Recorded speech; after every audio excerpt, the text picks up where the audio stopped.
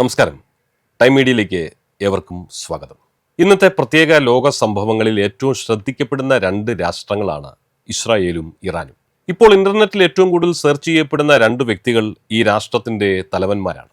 ഇസ്രായേലിന്റെ നേതാവ് Benjamin Netanyahu, ഇറാന്റെ പരമോന്നത നേതാവായ ആയത്തുള്ള അലി ഖമേനി.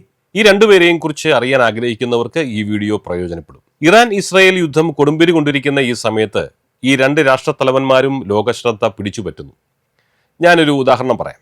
നിങ്ങളുടെ അയൽ വീട്ടിലെ താമസക്കാർ നിങ്ങളെ ഒളിഞ്ഞും തെളിഞ്ഞും പലപ്പോഴും ഉപദ്രവിക്കുകയും ബുദ്ധിമുട്ടിക്കുകയും ചെയ്യുന്നുണ്ടെന്ന് വിചാരിക്കുക. പലപ്പോഴും അയാൾ നേരിട്ടല്ല, മറിച്ച് ചില കവല ചട്ടമ്പികളെ ഉപയോഗിച്ചാണ് അത് ചെയ്യുന്നത്. പക്ഷെ നിങ്ങൾക്കറിയാം, ആ ചട്ടമ്പികളെ പറഞ്ഞയച്ചിരിക്കുന്നത് ശല്യക്കാരനായ അയൽക്കാരൻ തന്നെയാണെന്ന്. നിങ്ങളാണ് ഇസ്രായേൽ, നിങ്ങളെ ബുദ്ധിമുട്ടിക്കുന്ന അയൽക്കാരനാണ് ഇറാൻ. അയാൾ പറഞ്ഞയക്കുന്ന കവല ചട്ടമ്പികളാണ് ഹമാസ്, ഹിസ്ബുള്ള, ഹൂതികൾ പോലെയുള്ള ഗ്രൂപ്പുകൾ. അവസ്ഥകൾ ഇങ്ങനെയൊക്കെ ആയിരിക്കുമ്പോൾ നിങ്ങൾക്കൊരു രഹസ്യ വിവരം കിട്ടുന്നു. നിങ്ങളുടെ അയൽക്കാരൻ്റെ കൈവശം മാരക പ്രഹരശേഷിയുള്ള ഒരായുധം ലഭിക്കാൻ പോകുന്നു എന്ന്. നിങ്ങൾ എന്ത് ചെയ്യും? ഇപ്പോൾ തന്നെ ആ അയൽക്കാരനെ പ്രതിരോധിക്കാൻ വേണ്ടി ധാരാളം പണവും ശ്രമവും സമയവും ഒക്കെ നിങ്ങൾ ചെലവഴിക്കുന്നുണ്ട്.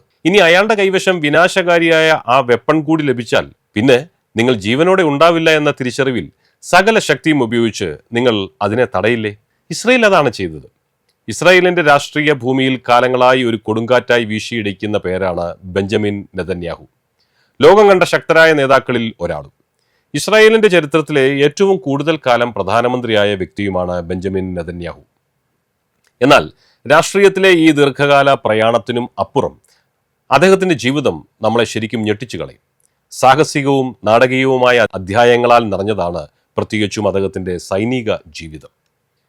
ഒരു സാധാരണ ജൂത യുവാവായിരുന്നില്ല നെതന്യാഹു. ഇസ്രായേൽ പ്രതിരോധ സേനയുടെ ഏറ്റവും എലൈറ്റ് യൂണിറ്റുകളിൽ ഒന്നായ സൈററ്റ് മത്കലിൽ അദ്ദേഹം കമാൻഡോയായി സേവനമനുഷ്ഠിച്ചിട്ടുള്ള ആളാണ്. ഇസ്രായേലിന്റെ കണ്ണ് എന്ന് വിശേഷിപ്പിക്കാവുന്ന ഈ രഹസ്യ ദൗത്യ യൂണിറ്റിൽ ജീവൻ പണയം വെച്ചുള്ള നിരവധി സൈനിക നടപടികളിൽ അദ്ദേഹം പങ്കെടുത്തു.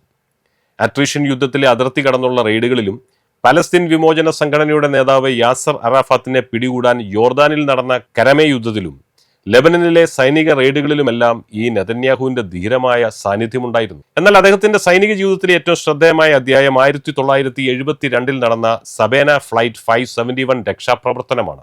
തട്ടിക്കൊണ്ടുപോയ വിമാനത്തിലെ യാത്രക്കാരെ രക്ഷിക്കാനുള്ള അതീവ സാഹസികമായ ഈ ദൗത്യത്തിൽ അദ്ദേഹം വളരെ സജീവമായി പങ്കെടുത്തു. പിന്നീട് 1973 യോം കിപ്പോർ യുദ്ധത്തിലും അദ്ദേഹം തന്റെ ധീരത ലോകത്തിനു മുമ്പിൽ തെളിയിച്ചയാളാണ്. നെതന്യാഹുവിന്റെ ജീവിതത്തിൽ ഒരിക്കലും മായാത്ത ഒരു മുറിപ്പാടാണ് അദ്ദേഹത്തിന്റെ സഹോദരൻ യോനാഥൻ നെതന്യാഹുവിന്റെ മരണം. ബെഞ്ചമിനെ പോലെ തന്നെ ധീരനായ ഒരു സൈനികനും സൈററ്റ് മത്കലിലെ കമാൻഡോയുമായിരുന്നു യോനാഥൻ. 1976 ജൂലൈ 4 ഉഗാണ്ടയിലെ എൻഡബെ വിമാനത്താവളത്തിൽ നടന്ന ഓപ്പറേഷൻ എൻഡബെ എന്ന വിശ്വവിഖ്യാത രക്ഷാപ്രവർത്തനത്തിനിടെയാണ് യോനാഥൻ രക്തസാക്ഷിത്വം വരിച്ചത്. തട്ടിക്കൊണ്ടുപോയ എയർ ഫ്രാൻസ് വിമാനത്തിലെ ബന്ദികളെ രക്ഷപ്പെടുത്താൻ ഇസ്രായേൽ സൈന്യം നടത്തിയ ഈ സാഹസിക ദൗത്യത്തിൽ മുന്നിൽ നിന്ന് നയിച്ച യോനാഥൻ ദൗത്യം വിജയകരമായി പൂർത്തിയാക്കിയെങ്കിലും ദൗത്യത്തിനിടെ വെടിയേറ്റു. ഈ ദൗത്യത്തിനിടയിൽ കൊല്ലപ്പെട്ട ഏക ഇസ്രായേൽ സൈനികനായിരുന്നു അദ്ദേഹം. സഹോദരന്റെ ഈ വീരോചിതമായ മരണം ബെഞ്ചമിൻ നെതന്യാഹുവിന്റെ ജീവിതത്തെയും രാഷ്ട്രീയ കാഴ്ചപ്പാടുകളെയും ആഴത്തിൽ സ്വാധീനിച്ചു. ഇസ്രായേലിന്റെ സുരക്ഷയോടുള്ള അദ്ദേഹത്തിന്റെ പ്രതിബദ്ധതയും കടുപ്പമുള്ള നിലപാടുകളും ഈ വ്യക്തിപരമായ നഷ്ടത്തിൽ നിന്നാണ് ഉത്ഭവിച്ചതെന്ന് പലപ്പോഴും വിലയിരുത്തപ്പെടുന്നു. ഒരു സൈനികൻ എന്ന നിലയിൽ നേടിയെടുത്ത അച്ചടക്കവും നിശ്ചയദാർഢ്യവും പിന്നീട് ഇസ്രായേൽ രാഷ്ട്രീയത്തിലെ സങ്കീർണമായ കളിക്കളത്തിൽ അദ്ദേഹത്തിന് മുതൽക്കൂട്ടായി മാറി. പ്രതിരോധവും സുരക്ഷയും നെതന്യാഹുവിന്റെ രാഷ്ട്രീയ ജീവിതത്തിന്റെ കേന്ദ്രബിന്ദുവായി നിലകൊണ്ടു.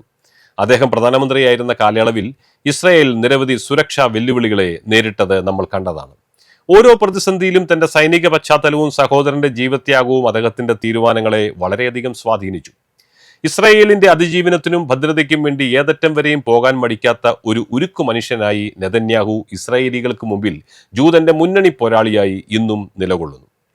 ബെഞ്ചമിൻ നെതന്യാഹുവിന്റെ ജീവിതം നമ്മളൊക്കെ കണ്ടുപിറുത്ത നമ്മുടെ നാട്ടിലെ രാഷ്ട്രീയ നേതാക്കന്മാരുടെ പോലുള്ള കേവലം ഒരു നേതാവിന്റെ കഥയല്ല, മറിച്ച് ത്യാഗത്തിന്റെയും ധീരതയുടെയും നഷ്ടങ്ങളുടെയും അതിജീവനത്തിന്റെയും ഒരു യഥാർത്ഥ നാടകീയമായ ഏടാണ്. ഒറ്റ വാക്കിൽ പറഞ്ഞാൽ തീയിൽ കുരുത്തവൻ. ആയത്തുള്ള അലി ഖമേനിയിലേക്ക് വരാം. ഖമേനിയുടെ അധികാരം പരിധികളില്ലാത്തതാണ്. ഇറാന്റെ പരമോന്നത നേതാവെന്ന നിലയിൽ അയത്തുള്ള ഖമേനി ഭരണകൂടത്തിന്റെ എല്ലാ വിഭാഗങ്ങൾക്കും മുകളിലാണ്. ജുഡീഷ്യറി, സ്റ്റേറ്റ് മീഡിയ, പ്രധാന സുരക്ഷാ ഏജൻസികൾ എന്നിവയുടെ തലവന്മാരെ നിയമിക്കുന്നത് പോലും അദ്ദേഹമാണ്. പ്രസിഡന്റ് സ്ഥാനത്തേക്ക് ആർക്കൊക്കെ മത്സരിക്കാവുന്ന തീരുമാനിക്കുന്നത് വരെ ഖമേനിയാണ്. ഇറാനിലെ ഇസ്ലാമിക ഭരണവ്യവസ്ഥയുടെ കാവൽക്കാരായി അറിയപ്പെടുന്നതാണ് ഇസ്ലാമിക് റവല്യൂഷണറി ഗാർഡ്സ് കോർപ്സ്. അതിന്റെ തലവനും ഖമേനിയാണ്. കൂടാതെ മിഡിൽ ഈസ്റ്റിൽ ഉടനീളമുള്ള ഇറാന്റെ വിദേശ പ്രവർത്തനങ്ങൾക്ക് നേതൃത്വം നൽകുന്ന ഖുദ്സ് ഫോഴ്സിന്റെ മേൽനോട്ടവും ഖൊമേനിയാണ് വഹിക്കുന്നത്. ഇറാന്റെ ആണവ പദ്ധതികളുടെ ചുക്കാനും ഖൊമേനിയുടെ കൈകളിലേക്ക് എത്തുമെന്നതാണ് അമേരിക്കയ്ക്കും ഇസ്രായേലിനും ഖമേനി അവരുടെ പ്രധാന ലക്ഷ്യമായി മാറുന്നത്. അയത്തുള്ള അലി ഖമേനിയുടെ ഇസ്രായേലിനെ കുറിച്ചുള്ള പ്രസ്താവനകൾ വളരെ വ്യക്തവും തീവ്രവുമാണ്. അയത്തുള്ള ഖമേനി പല അവസരങ്ങളിലും ഇസ്രായേലിന്റെ നിലനിൽപ്പ് താൽക്കാലികമാണെന്നും അത് ഇല്ലാതാകുമെന്നും നശിപ്പിക്കപ്പെടുമെന്നും ആവർത്തിച്ചു പറഞ്ഞിട്ടുണ്ട്. ഉദാഹരണത്തിന് 2015 അദ്ദേഹം ഇസ്രായേലിന് 25 വർഷം മാത്രമേ ഇനി ആയുസ്സുള്ളൂ എന്ന് പ്രസ്താവിച്ചിരുന്നു. പിന്നീട് ഇസ്രായേലിന്റെ ആഭ്യന്തര പ്രതിസന്ധികൾ കാരണം ഈ തകർച്ച താൻ പ്രതീക്ഷിച്ചതിലും വേഗത്തിലാകുമെന്നും അദ്ദേഹം പറയുകയുണ്ടായി. ഇസ്രായേലിനെ ഒരു മാരക അർബുദമുഴ അഥവാ ഡേഞ്ചറസ് ഡെഡ്ലി ക്യാൻസറസ് ട്യൂമർ എന്ന് ഖമേനി വിശേഷിപ്പിക്കുകയും അത് വേരോടെ പിടിതെറിയപ്പെടണമെന്ന് ആവശ്യപ്പെടുകയും ചെയ്തിട്ടുണ്ട്. ഈ പ്രസ്താവനകൾ അദ്ദേഹം പല പ്രസംഗങ്ങളിലും പലവട്ടം ആവർത്തിച്ചിട്ടുമുണ്ട്. ഇസ്രായേലിനെതിരെ പോരാടുന്ന ഏതൊരു രാജ്യത്തെയും അല്ലെങ്കിൽ ഏതൊരു ഗ്രൂപ്പിനെയും പിന്തുണയ്ക്കുമെന്ന് ഇറാൻ പരസ്യമായി പ്രഖ്യാപിച്ചു കഴിഞ്ഞു.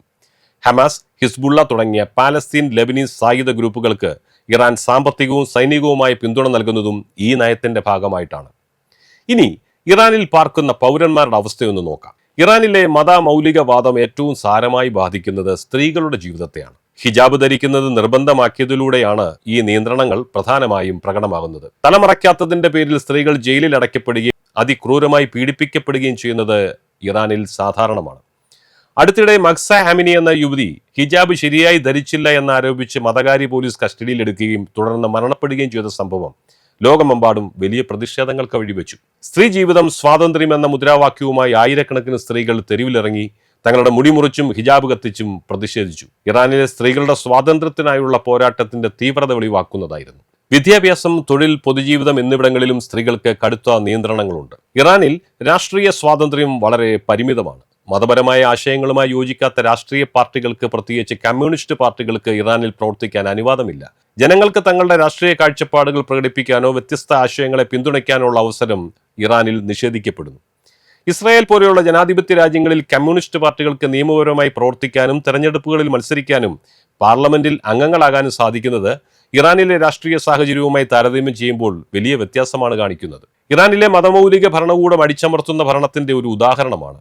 വ്യക്തി സ്വാതന്ത്ര്യം, രാഷ്ട്രീയ സ്വാതന്ത്ര്യം, മനുഷ്യാവകാശങ്ങൾ എന്നിവയെല്ലാം ഒരു മതത്തിന്റെ പേരിൽ എങ്ങനെ പരിമിതപ്പെടുത്താമെന്ന് ഇത് ലോകത്തിന് കാണിച്ചു കൊടുക്കുകയാണ്. എന്നാൽ ലോകത്തിലെ സമാധാന പ്രേമികൾ ഈ യുദ്ധം ഒരു മൂന്നാം ലോക മഹായുദ്ധത്തിലേക്കുള്ള വഴി തുറക്കുകയാണോ എന്ന് ആശങ്കപ്പെടുമ്പോൾ അല്പം കൂടി ആഴത്തിൽ ചിന്തിക്കുന്നവർ ഇസ്രായേൽ ചെയ്തത് ലോകത്തിന് തന്നെ വലിയൊരു സഹായമാണെന്ന് വാദിക്കുന്നു. ആണവായുധ നിർമ്മാണത്തിന് ഉപകരിക്കപ്പെടുന്ന തരത്തിലുള്ള യുറേനിയം സമ്പുഷ്ടീകരണം ഇറാനിൽ ത്വരിതഗതിയിൽ നടക്കുന്നുവെന്ന രഹസ്യ വിവരം അറിഞ്ഞതിന്റെ പിന്നാലെയാണ് ഇസ്രായേൽ ഇറാനിലേക്ക് വ്യോമാക്രമണം നടത്തിയത്. പശ്ചിമേഷ്യയിലെ ഏറ്റവും സങ്കീർണവും അപകടകരവുമായ പ്രശ്നങ്ങളിൽ ഒന്നാണ് ഇസ്രായേലും ഇറാനും തമ്മിലുള്ള സംഘർഷം. ഓപ്പറേഷൻ റൈസിംഗ് ലയൺ പോലുള്ള സൈനിക നടപടികൾ ഈ സംഘർഷത്തിന്റെ ആഴം വർദ്ധിപ്പിക്കുന്നു. ഈ പ്രതിസന്ധിയെക്കുറിച്ച് മനസ്സിലാക്കാൻ ഇരു രാജ്യങ്ങളുടെയും ചരിത്രപരമായ ഭിന്നതകളും ഇസ്രായേലിന്റെ സുരക്ഷാ ആശങ്കകളും ഇറാന്റെ ആണവ അഭിലാഷങ്ങളും എന്തൊക്കെയാണെന്ന് നമ്മൾ അറിഞ്ഞിരിക്കണം. ഇസ്രായേൽ ഇറാൻ സംഘർഷത്തിലെ പ്രധാന ആശങ്ക ഇറാന്റെ ആണവ പദ്ധതിയാണ്.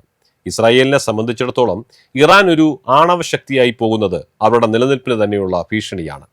ഇസ്രായേലിനെ ഈ ഭൂമുഖത്തു നിന്നും ഉന്മൂലനം ചെയ്തിരിക്കുമെന്ന ഇറാന്റെ പ്രതിജ്ഞ ഇസ്രായേലിനെ കുറച്ചൊന്നുമല്ല ബുദ്ധിമുട്ടിക്കുന്നത്. ഇറാൻ ഭരണകൂടം പലപ്പോഴും ഇസ്രായേലിന്റെ ഉന്മൂലനത്തിന് പരസ്യമായി ആഹ്വാനം ചെയ്തിട്ടുണ്ട്. ഇറാൻ ആണവായുധം സ്വന്തമാക്കിയാൽ തങ്ങളെ നശിപ്പിക്കാനുള്ള ലക്ഷ്യങ്ങൾ നേടുന്നതിനുള്ള ഒരു ഉപകരണമായി അത് മാറുമോ എന്ന് ഇസ്രായേൽ വല്ലാതെ ഭയപ്പെടുന്നു. ഇറാന്റെ ആണവ പദ്ധതി ഇസ്രായേലിന്റെ ദേശീയ സുരക്ഷയ്ക്ക് ഗുരുതരമായൊരു ഭീഷണിയായിട്ടാണ് ഇസ്രായേൽ കാണുന്നത്. ഇറാൻ നിലവിൽ 60% വരെ യുറേനിയം സമ്പുഷ്ടീകരിച്ചിട്ടുണ്ട്. അത് അണുവായുധ നിർമ്മാണ നിലവാരമായ 90%-ലെത്തിയാൽ പല രാജ്യങ്ങളെയും ഇറാൻ ലക്ഷ്യം വെക്കാൻ ഇടയുണ്ട് എന്ന് ലോകരാജ്യങ്ങൾ ഇസ്രായേലിനോടൊപ്പം ഭയപ്പെടുന്നു. ഇതൊരു അസ്തിത്വ ഭീഷണിയായും മേഖലയിലെ അണുവായുധ വ്യാപന സാധ്യതയായും തങ്ങളുടെ പ്രതിരോധ തത്വങ്ങൾക്ക് നേരെയുള്ള വെല്ലുവിളിയായും ഇസ്രായേൽ വിലയിരുത്തുകയാണ്. ഈ സാഹചര്യം പശ്ചിമേഷ്യയിൽ നിരന്തരമായ സംഘർഷാവസ്ഥ സൃഷ്ടിക്കുകയും ലോകസമാധാനത്തിന് തന്നെ ഭീഷണിയാകുകയും ചെയ്യുന്നു. ഈ പ്രതിസന്ധിക്ക് ഒരു നയതന്ത്രപരമായ പരിഹാരം കണ്ടെത്തേണ്ടത് അത്യാവശ്യമാണ്. അല്ലാത്തപക്ഷം എനിക്കും ഇപ്പോൾ എന്നെ കേൾക്കുന്ന നിങ്ങൾക്കും അടക്കം ഗുരുതരമായ പ്രത്യാഘാതങ്ങൾ ഉണ്ടാകും. യുറേനിയം സമ്പുഷ്ടീകരണത്തെക്കുറിച്ചും ഗുണപരമായും വിനാശകരമായും യുറേനിയത്തെ ലോകം എങ്ങനെ ഉപയോഗിക്കുന്നു എന്ന് വിശദമാക്കുന്ന ഒരു വീഡിയോ ഞങ്ങൾ അണിയറയിൽ തയ്യാർ ചെയ്തു വരികയാണ്. ഇത്തരം വീഡിയോകൾ തുടർന്ന് ലഭിക്കാൻ ദി ടൈം മീഡിയ എന്ന യൂട്യൂബ് ചാനൽ നിങ്ങൾ സബ്സ്ക്രൈബ് ചെയ്യുക, ലൈക്കും ഷെയറും നൽകി മറ്റുള്ളവരിലേക്കും എത്തിക്കുക. മറ്റൊരു വിഷയവുമായി വീണ്ടും കാണുന്നതുവരെ ഏവർക്കും നന്ദി, നമസ്കാരം.